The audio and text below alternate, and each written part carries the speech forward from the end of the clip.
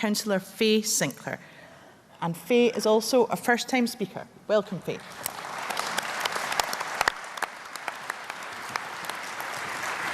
Thank you, Convener. Conference, if you'd told me a few months ago that I'd be standing here in Aberdeen speaking on a resolution about budgets, I would never have believed it. Numbers are not really my thing, but when those numbers represent investment in public services and reflect measurements of how well Scotland is meeting the needs and aspirations of our people, I think that's something that we can all feel passionate about. The City of Dunfermline branch submitted a resolution very similar to the one before us today, and we wholeheartedly support it. But we thought it was really important to make specific mention of Scotland's National Performance Framework and the vital role it plays in providing a clear vision for Scotland.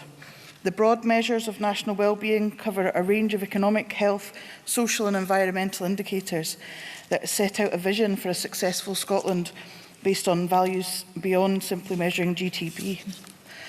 The framework was refreshed last year, as mentioned by Tom, and there are now a total of 81 indicators to be tracked by government, including on gender balance in organisations, the importance of secure work, and something that, as Fife's education convener and mum to 3 young sons, is very close to my heart: child wellbeing and happiness.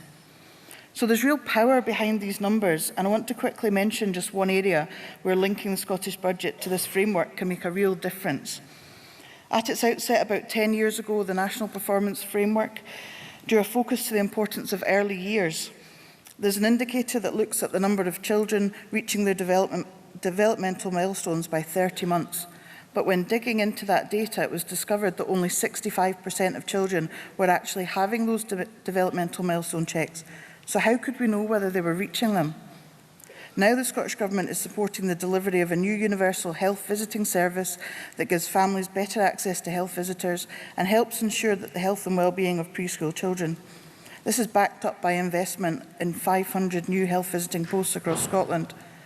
I'm sure we're all well aware of the SNP's massive investment in early learning and childcare, with a doubling of free quality early learning provision, which will be delivered across Scotland by August next year. That's what I get really passionate about, so I could stand here and speak about that all day, so I'll have to stop now. But it is examples like these that demonstrate how well we are meeting demonstrate the link between budgets and the National Performance Framework and the policies that will help us realise the vision we have for our nation. As well as making sure the budget investment is made where it will have the biggest impact, the data collected to measure outcomes against the indicators helps demonstrate how well we're meeting the wellbeing outcomes that are set out. That includes the one that Jean mentioned on children and young people, that we grow up loved, safe and respected, and that we realise our full potential. Conference, what could be more important than that? Please support the motion and amendment. Thank you very much, Fay.